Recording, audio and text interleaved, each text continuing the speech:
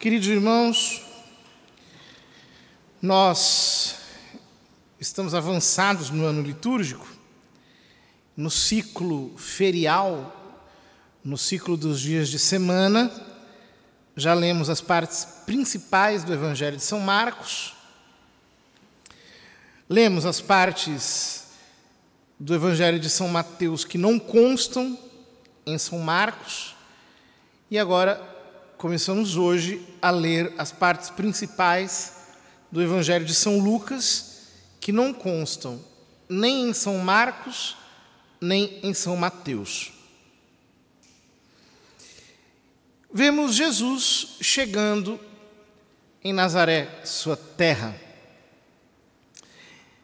Diz São Lucas: veio Jesus à cidade de Nazaré, onde se tinha criado, e conforme seu costume, entrou na sinagoga no sábado. E levantou-se para fazer a leitura. Deram-lhe o livro do profeta Isaías, e ele, abrindo o livro, achou a passagem em que está escrito, ou seja, ele procurou até o capítulo 61 de Isaías. Então leu estes versículos, dos quais ele se apropria. O Espírito do Senhor está sobre mim, porque ele me consagrou com a unção, para anunciar a boa nova aos pobres. Enviou-me para proclamar a libertação aos cativos, aos cegos a recuperação da vista, para libertar os oprimidos e para proclamar um ano da graça do Senhor. Ora, ele se senta e todos ficam com os olhos fixos nele. E lá, no seu lugar, ele diz: hoje se cumpriu esta passagem da Escritura que acabastes de ouvir. Em outras palavras, ele está se apresentando em Nazaré como Messias. A palavra Messias, Mashiach, em hebraico, Christos, em grego, significa ungido. Portanto, ele está mostrando para que ele veio. Qual é a finalidade do seu ministério? E ele começa dizendo: o Espírito do Senhor está sobre mim.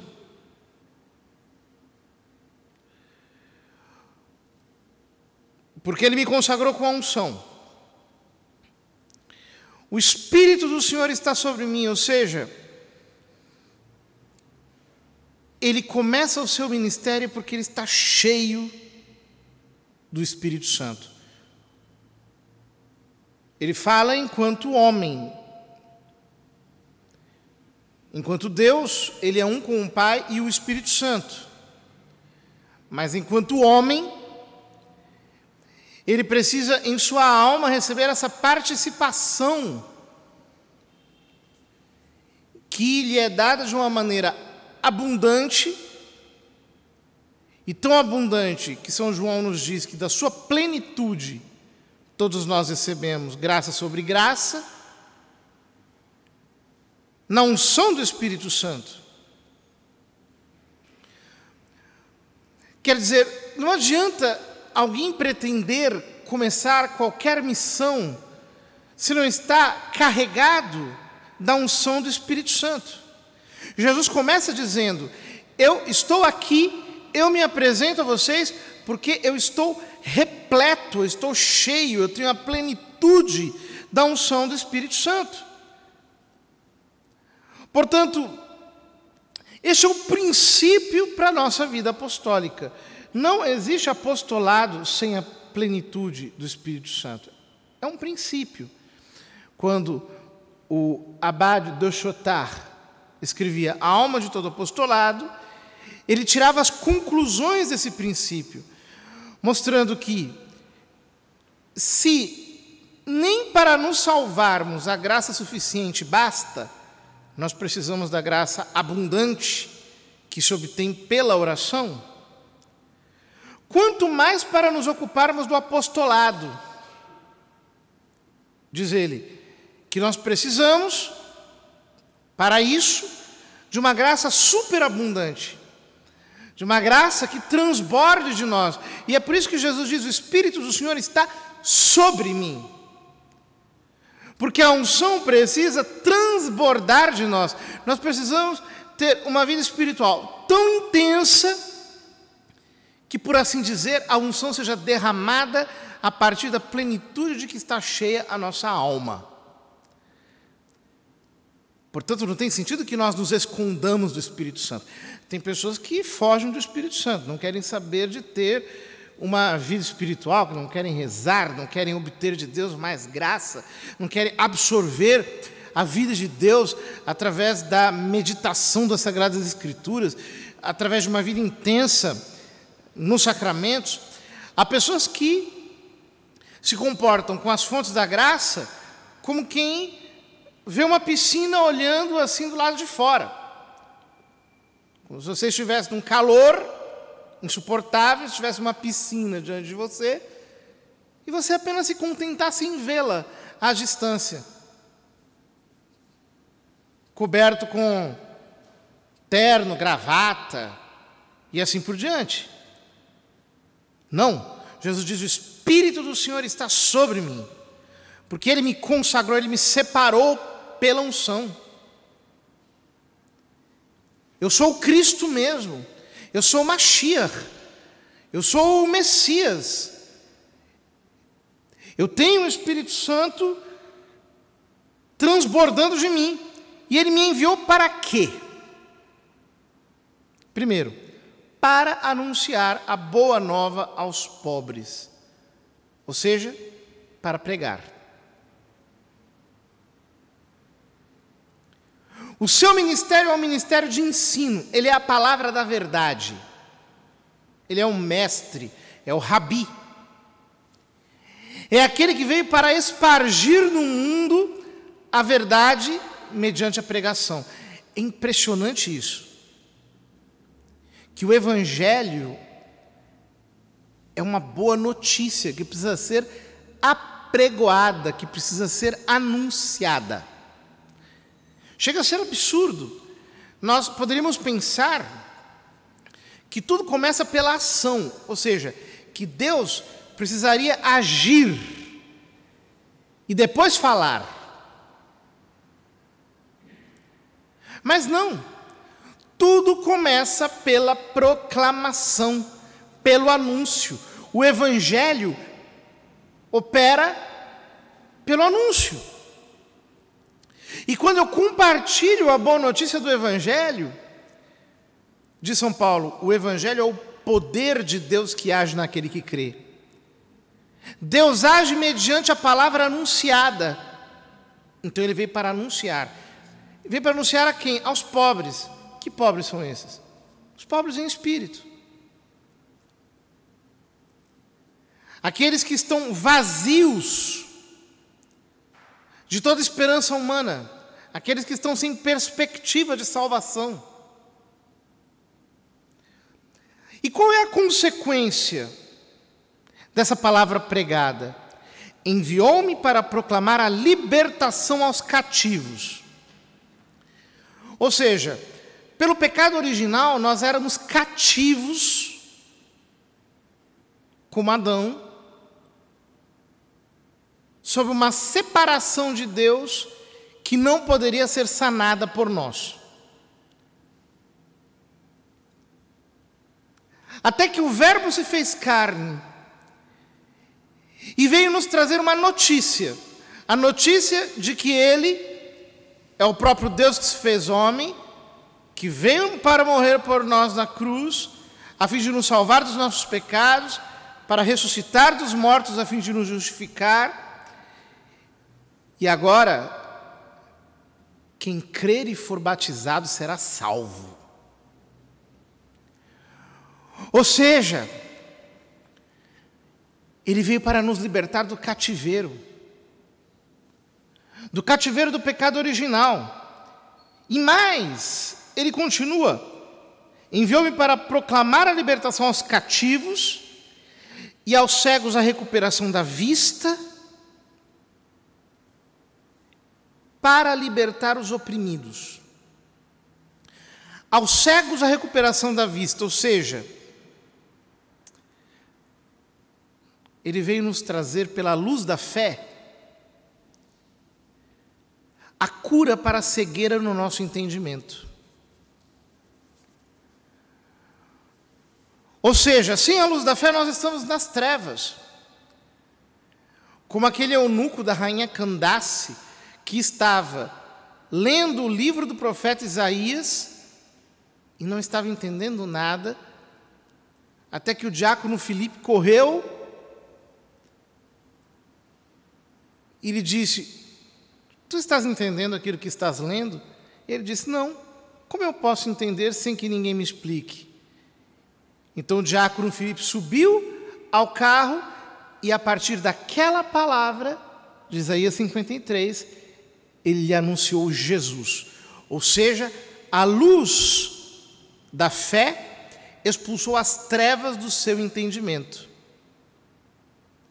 Só que a fé opera pela caridade. Então Jesus continua: aos cegos a recuperação da vista e para libertar os oprimidos. Quem são os oprimidos? Os oprimidos são aqueles que não conseguem produzir obras sobrenaturais. Aqueles que estão aprisionados sob a esfera do mundo natural. Ora, a fé opera pela caridade. Ou seja, quando a fé entra no nosso intelecto, infundida por Deus mediante a pregação, nós começamos a operar segundo o Espírito, a produzir os frutos de Deus em nós. Então nós deixamos de estar oprimidos. Nós começamos a produzir obras de santidade. Nós nos tornamos verdadeiramente livres. Ou seja, o pecado nos escraviza, os vícios nos deixam como que esmagados sob o seu peso, mas o Evangelho vem para nos libertar, e Jesus diz: se o Filho vos libertar, sereis verdadeiramente livres. Então nós começamos a provar a liberdade que nos proporciona a fé. E por isso conclui Jesus: e para proclamar um ano da graça do Senhor, ou seja, um ano de jubileu, um ano de perdão, um ano de misericórdia. Jesus omite o versículo seguinte de Isaías, porque Isaías conclui dizendo: e o dia da vingança do nosso Deus.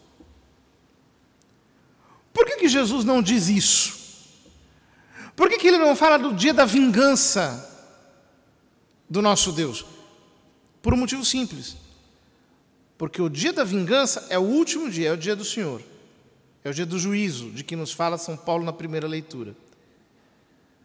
Ou seja, entre a sua obra de redenção e o dia do juízo, há o tempo da graça, o tempo da misericórdia, o tempo da conversão, portanto, o tempo da pregação do Evangelho. O tempo em que homens cheios do Espírito Santo vão por todos os lados para anunciar essa notícia. Deus se fez homem para nos libertar do pecado. Nós precisamos aceitar a redenção. Nós precisamos viver debaixo da cruz. Nós precisamos viver pela graça. Agora é o tempo. O reino do céu já está entre nós. Convertei-vos e crede no Evangelho. Este é o tempo da graça, é o tempo da misericórdia, é o tempo da salvação. Este tempo vai acabar. Quando chegar o dia do juízo, quando chegar o momento em que o Senhor virá como um ladrão para dar a cada um a recompensa segundo as suas obras. Até lá, a porta da misericórdia ainda está aberta. Mas está aberta para quê? Para que nós abusemos? Não. justamente porque o Senhor quer nos anunciar a palavra para nos libertar do cativeiro do pecado, a fim de iluminar a nossa inteligência pela fé, para nos capacitar para as boas obras da santidade, neste tempo favorável, neste dia da salvação, que é este grande ano da graça do Senhor, que começou com a encarnação e terminará com o advento de Jesus Cristo. Portanto, queridos irmãos, nós precisamos estar cheios do Espírito Santo, ter os olhos fixos em Jesus, entender que isso tudo já está cumprido.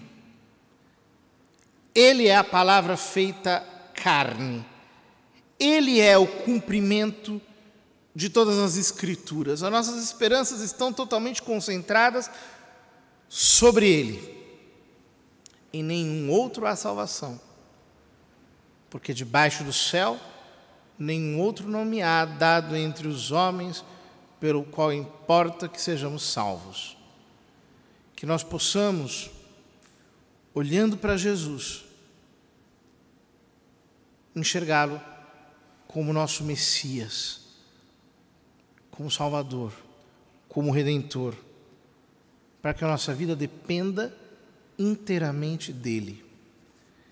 Que a salvação não seja apenas uma teoria para nós, ela seja uma realidade, que nós possamos vivê-la dia após dia, que nós experimentemos a realidade de sermos livres do cativeiro do pecado, que a fé possa entrar na nossa inteligência e nos iluminar por dentro, que nós possamos meditar cada dia mais as Escrituras para encontrar Jesus, que nós sejamos capacitados pelo Espírito Santo para operar obras de santidade, que nós possamos viver segundo este tempo da graça e frutificar segundo a vontade de Deus, produzindo obras de justiça, obras que não sejam nossas, mas que sejam verdadeiramente o fruto do Espírito que nos traz vida e paz.